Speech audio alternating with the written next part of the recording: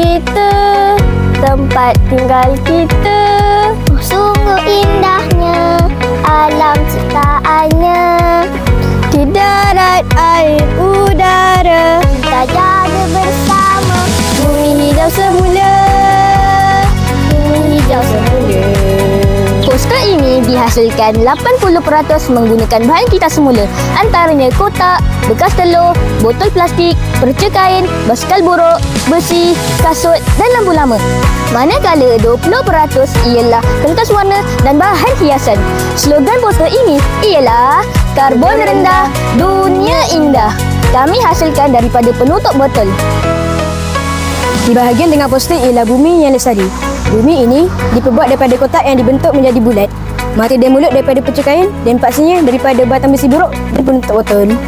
Iman, kenapa poster ini menggunakan warna biru, hijau dan ungu? Kerana warna biru dan hijau melambangkan alam sekitar dan dunia lestari. Lingkaran ungu di sekelilingnya yang melambangkan simbol perpaduan masyarakat ke arah karbon rendah. Ini macam kotak dan bekas telur je. Betul. Bekas air kotak ini kami cantumkan sebagai bingkainya. Poster kami dilengkapi dengan 6 mesej pengurangan karbon. Yang pertama, jimatkan penggunaan air. Yang kedua, jimat elektrik. Yang ketiga, kurangkan penggunaan plastik. Yang keempat, bercocok tanam dan menanam pokok.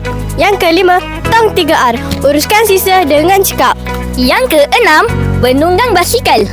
Bermaksud kurangkan kenderaan dan pelepasan gas beracun. Amalkan gaya hidup rendah karbon untuk menyelamatkan dunia.